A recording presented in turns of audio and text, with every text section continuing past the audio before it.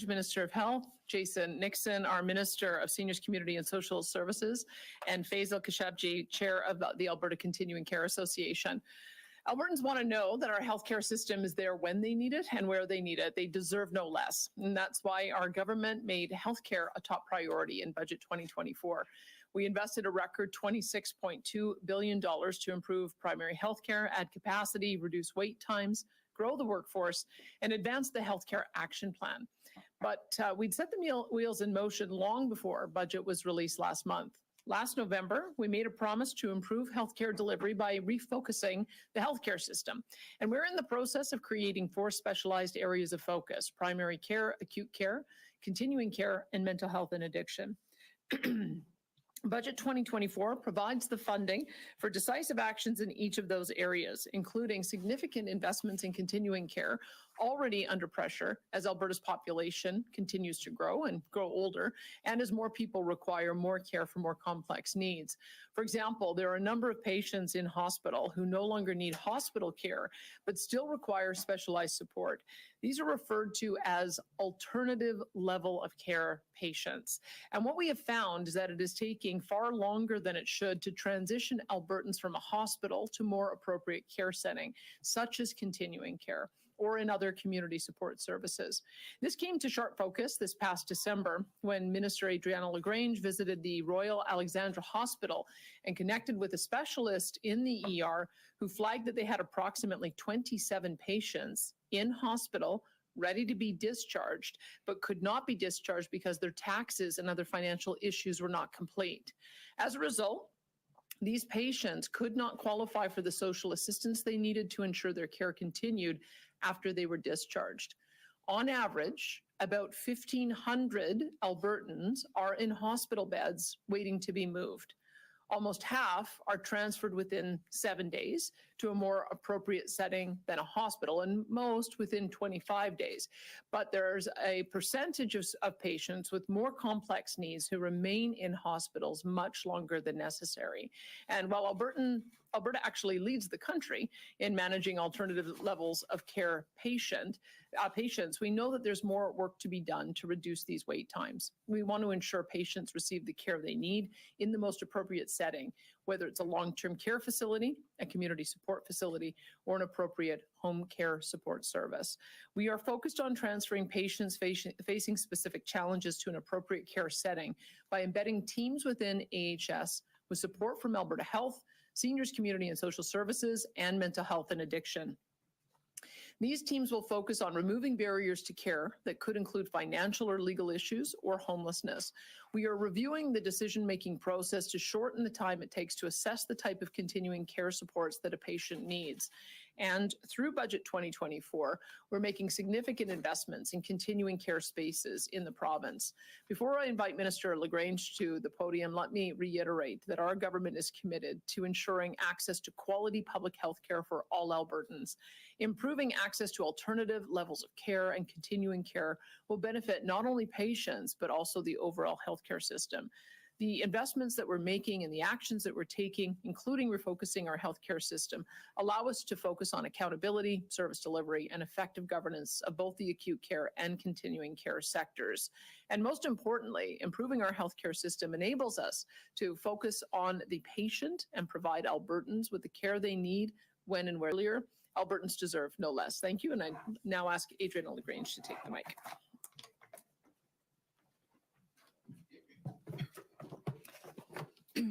Thank you, Premier, and good afternoon, everyone. As Premier mentioned, we are dedicated to ensuring that Albertans who access our healthcare system get the care they need in the most appropriate setting for them. For some, that means securing a spot in a continuing care home after they've been treated in hospital. We must remember that at the heart of a situation like this are human beings at a very vulnerable time in their lives. Just because they no longer require hospital care does not mean they do not still require some level of care and support. But as it is now, it often takes days, if not weeks, to find the right spaces for these individuals. And spending that wait time in a hospital is not the right course of action. That is why Budget 2024 includes an investment of $1.7 billion with a B, billion dollars into the continuing care system in Alberta. This will ensure Albertans get the appropriate level of care and support they need and want, whether it is in a continuing care home or in their personal home or in their community. Our investment is enabling the transformation of continuing care in Alberta, which is dedicated to creating a system that is more responsive and sustainable, which will not only help address pressures in continuing care, but it will also help our acute care system. This funding includes $654 million over 3 years for the Continuing Care Capital Program, which supports projects that will add or improve more than 1,600 continuing care spaces for Albertans. But the particularly exciting thing is that we're not just adding beds in buildings. At the same time, we are making a particular effort to develop new and innovative models of continuing care for Albertans.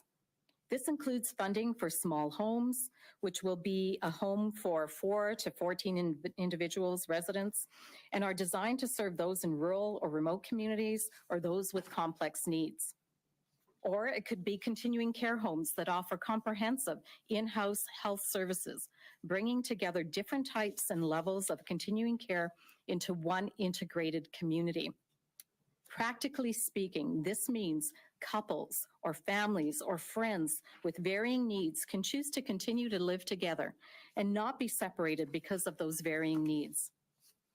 Also, we will be creating culturally appropriate spaces to support Indigenous groups on and off reserves and Métis settlements as well. And deliberately, we're adding new spaces in geographical areas where there is the greatest need. But while we are working on developing excellent options for Albertans in continuing care homes, I think many of us would say that, if possible, we would want to age at home and stay living independently. Therefore, we are also wanting to support Albertans in that choice, which is why we are also working on bolstering supports in home and community care. That includes funding to home care pilot projects that will provide wraparound services and supports for clients returning home from hospital, and funds for community projects to support older Albertans with non-medical services such as transportation, housekeeping, and even snow removal. Sometimes these are all that is needed to enable someone to stay in their own home. Supporting Albertans as they age and providing the care they need and want will not only take pressure off the continuing care system, but as I said earlier, it will help keep people out of the acute care system in the first place. I am proud of the progress we've made in transforming continuing care in Alberta, and I have no doubt this work prepares our province for the future, where demand for quality and choice in continuing care, home and community care, and indeed our entire healthcare system will only continue to grow. And so now I would like to invite Minister Nixon up to say a few words. Thank you, Adriana, and good afternoon, everyone. The Premier has given all of her cabinet and the government of Alberta a mandate to make sure that our province remains the best place to live, raise a family, and retire in our country. For the Department of Seniors, Community and Social Services, that means ensuring Albertans have access to social services that they need, but also making sure that our social services departments are working closely with our partner ministries, including the Ministry of Health, to provide supports in a collaborative way to benefit all Albertans. Sorry. It is a priority of our government to make sure that people who rely on our system, including seniors and people with disabilities, have access to the best care possible in their chosen communities. To do this, Seniors, Community and Social Services is currently supporting the Ministry of Health and Alberta Health Services with the transition of individuals out of acute care and into more appropriate care settings for their needs and for their quality of life. Seniors, Community and Social Services has formed teams that have been working directly with Alberta Health and Alberta Health Services to support patients moving out of acute care into alternative levels of care. These teams are made up of staff from several divisions within the Ministry of Seniors, Community and Social Services, including our Financial Services Division, Senior Services Division, Disability Services, Homelessness Services, and the Office of the Public Guardian and Trustee. These teams are addressing barriers to leaving acute care in our health system. They are rapidly connecting patients with things like benefit programs, disability supports, community services, and other non-medical supports to help people return home or enter more appropriate care settings in their communities. We know that some patients waiting to leave acute care require home modifications, things like wheelchair ramps or washroom bars, or non-medical supports like transportation and housekeeping, and even snow removal, which is why I have directed my department to make sure all programs within my department are given priority immediately to any alternative level of care patient who needs to be able to leave the hospital faster, and ultimately to make sure they receive the support they need in their community. This work is ensuring that patients coming out of the hospital are being immediately connected with supports in their communities. Alberta's government believes that it is best when seniors and people with complex needs can live in the communities closest to the support network. Our focus will remain on getting people a place to stay and into the community that is most appropriate for their needs. This means investing in places for people to call home in their communities. One of the big ways that we do that is through Alberta's Senior Lodge Program. The Lodge Program is our oldest affordable housing program and provides affordable housing to tens of thousands of Albertans who still need to and are receiving services they need while still living in a community setting. We are currently working with Alberta Health to identify how to use existing vacancies in our lodge system to help patients who need to leave acute care in the hospital get an appropriate level of care in their community. Government has also appointed a panel to review our lodge program and make sure that our lodge system is sustainable for the future. This panel is also exploring how to improve connection to Alberta's continuing care system, making sure that the right level of care is available to seniors in their communities. Finding these improvements in the lodge system will help take pressure off of the acute care system in the long run while providing a welcoming community for all Albertans. These initiatives, in addition to investments in more affordable housing options in our province, will support Albertans, including seniors and those with complex health and social needs who can live independently with assisted care in an affordable setting. Last fall, I was pleased to join Minister LaGrange and Minister Williams to announce how we are working closely together on a new continuing care organization as part of the health transition that is focused on patients first and that will connect all those waiting for continuing care with streamlined, effective services for both medical and community that they can rely on in the future. This collaboration on the refocused continuing care organization will ensure that housing, community-based care, and non-medical supports are a priority for Albertans as they require different levels and types of care. As Albertans age and our population grows, people require more complex supports, which is why Alberta will continue to invest in housing and communities that allow all Albertans to live dignified and happy lives. And with that, I would like to call up to the podium Faisal Khashoggi, who's a dear friend of ours. He's the chair of the Alberta Continuing Care Association and a great resource for both Minister LaGrange and I's departments to talk a little bit about our announcement today. Thank you, Minister. Madam Premier, Minister LaGrange, thank you very much. Today marks a great milestone in Alberta's healthcare landscape. And on behalf of the members of the Alberta Continuing Care Association, we're grateful for government's determined actions. The initiatives unveiled today signify a bold leap forward in addressing the critical challenges entrenched within our healthcare system, backed by tangible commitments and strategic investments. The announcement of $1.7 billion with a B dollars allocated towards continuing care, alongside targeted efforts to reduce wait times for alternate level of care or ALC patients, underscores a concerted effort to revolutionize access and efficiency in healthcare provision. By streamlining patient flow and facilitating prompt transitions to appropriate care settings, including more care in the client's home, we are not only easing the burden on our acute care facilities, but also safeguarding the well-being of individuals in dire need of specialized support. Budget 2024's continuation of the $1 billion over 3 years for continuing care transformation signifies a monumental investment in the future of healthcare in Alberta. This funding will empower a multitude of initiatives aimed at fortifying community care services, augmenting workforce capacity and training, and enhancing quality of care standards across the spectrum. Furthermore, the Continuing Care Capital Program, with a much-needed budget of $654 million over 3 years, represents a resolute commitment to infrastructure expansion, paving the way for the creation of over 1,600 new continuing care spaces.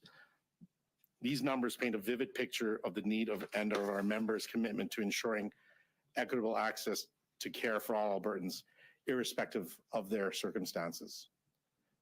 Beyond these infrastructure enhancements, the immediate establishment of over 150 temporary continuing care spaces and another almost 1,000 spaces by 2025, and the inception of a new continuing care organization exemplify a proactive approach to healthcare delivery. By addressing immediate challenges while laying the groundwork for a more integrated and seamless care continuum, these initiatives herald a new dawn for the continuing care sector. I know Minister LaGrange is working with her federal counterpart to solidify the Aging with Dignity program, and that will truly enhance home and community care with primary care, something that is going to be truly welcomed in this sector. In closing, on behalf of the members of the Alberta Continuing Care Association, I extend my gratitude to our government for their visionary leadership and dedication to the health and well-being of Albertans. Today's announcements not only signify a significant milestone, but also underscore our collective resolve to building a healthcare system that is resilient, responsive, and equitable for all. Thank you. Thank you. We'll now move into questions. We'll start off here in the room, of course, with one question and one follow-up. And hands, we'll start with you, Catherine, then we'll go to Lisa. Sure. So this spring, we're expecting that legislation that creates that continuing care pillar. And so remind me, for the continuing care facilities that are currently managed by AHS, who's going to manage them under the new system? Well, right now, AHS operates roughly about 28% of all the continuing care in the province. That will continue. Once the continuing care organization is set up, then they will look to oversee it, and it may be through a contract with Alberta Health Services, but at this point in time, it will continue to be Alberta Health Services. And we mentioned that transparency piece. So I'm wondering, are we going to see a wait time dashboard reported regularly, like a week, or are we going to see annual reports to legislature? How are we going to make sure you're doing what you're saying you're doing? Well, we're actually working on a dashboard that we hope to have up very soon.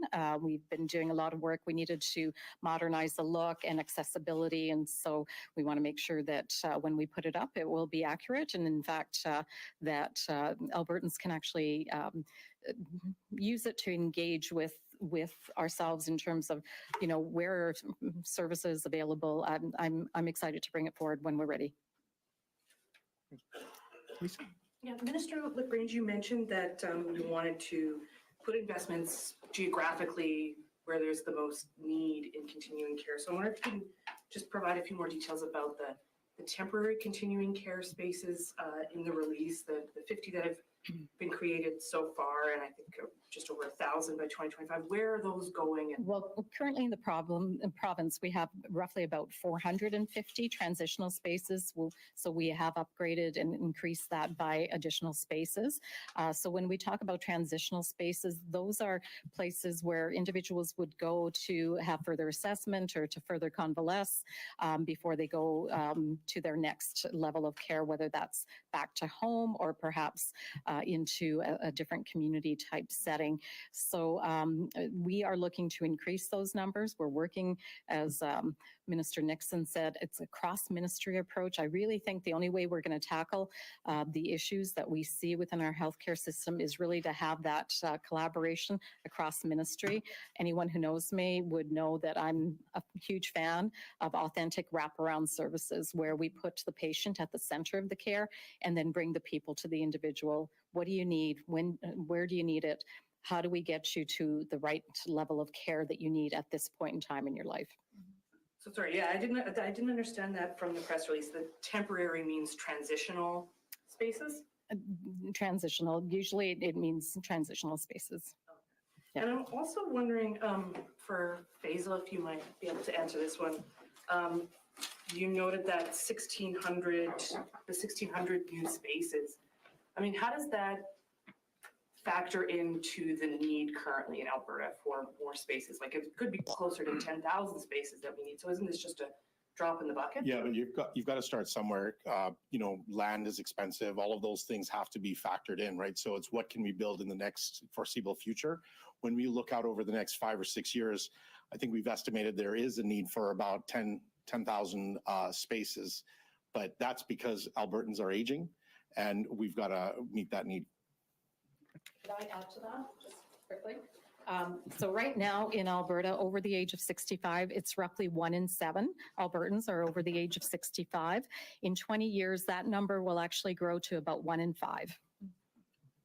I'm going to add one thing to it. Well, because I think it's actually the most important question to Minister Grange's earlier point. This is why we're working to make sure multiple ministries are involved to tackle this challenge. Because I don't think it's the minister's position or the government's position that we're going to be able to build all of those units, nor that we need to.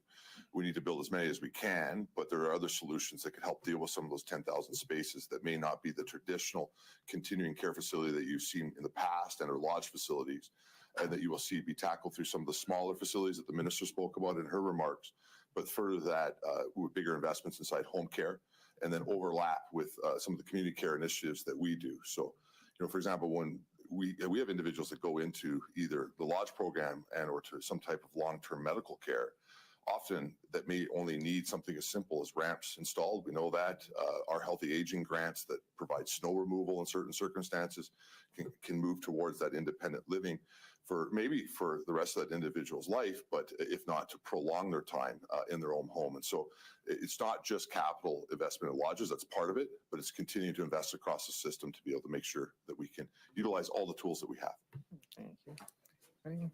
Perfect. And we'll go over to the phones. Operator, did we have any callers in the queue? No questions in the queue at this time. Thank you.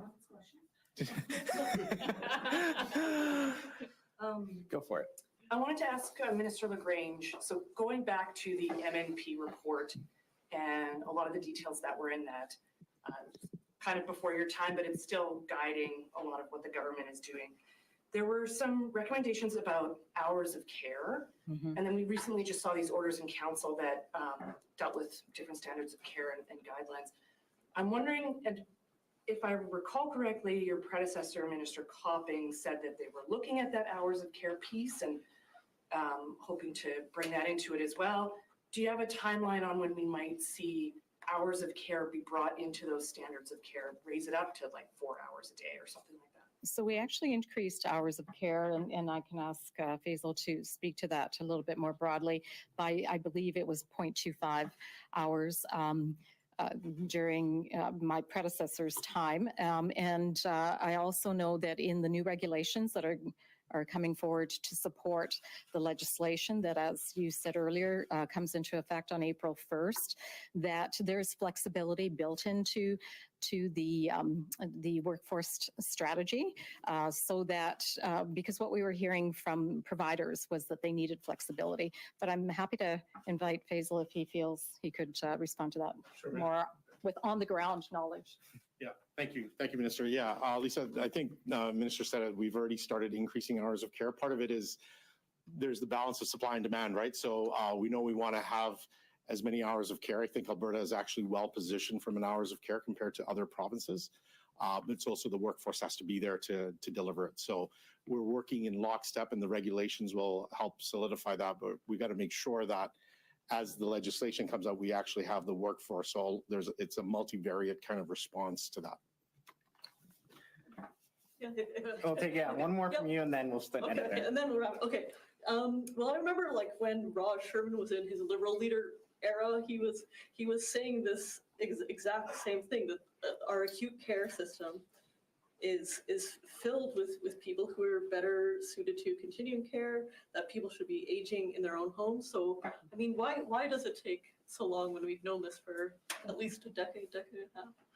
Well, I will say Raj has been an advisor to me all the way, going back to when he was first in politics as well. And so when we started down the pathway of refocusing the system, one of the first things that we wanted to do is quantify how many alternative levels of care patients there were. And getting the long-term care patients waiting was a fairly easy task, but it did take several weeks for us to be able to identify that there are various others. There are individuals who, because they're homeless, may end up with an injury on the street, and because there's nowhere to go to convalesce, they're staying in acute care. Because we haven't completed the construction yet of our mental health facilities for recovery communities, there's some of those individuals for mental health and addiction who are also in those beds. I think the longest story, I should probably let Minister Nixon tell it, was an individual, 74 years old, who was waiting 891 days. That's 2.5 years. And part of the issue was also getting his tax returns done, so that when that finally got done, he was entitled to $48,000 worth of back support from the federal government, which allows for that transition. And so I think what has happened is that although there are social workers who work in hospital, they haven't been connected to the social workers who work in Minister Nixon's department. And so this is what we're doing with our cross-ministry coordination, is that creating a space for, so the way this model will work is if somebody comes into hospital for an acute need, they get stabilized.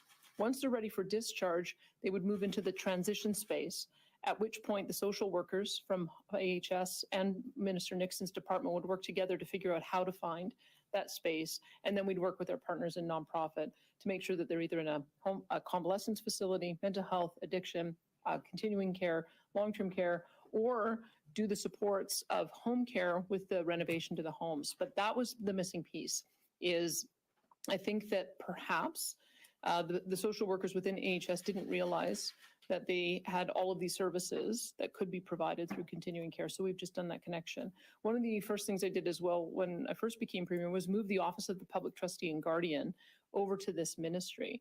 Because you can imagine that if there's somebody who can't get their tax returns done for 891 days, they're probably having difficulty managing their home, managing all the yard work that has to be done there, managing some of their other needs. And so there's probably a role for someone to step in to play that navigator. So I think that was the missing piece. But I do credit Dr. Sherman for flagging this, and I'm just glad we've been able to find some solutions. Do you have anything more that you want to say on that?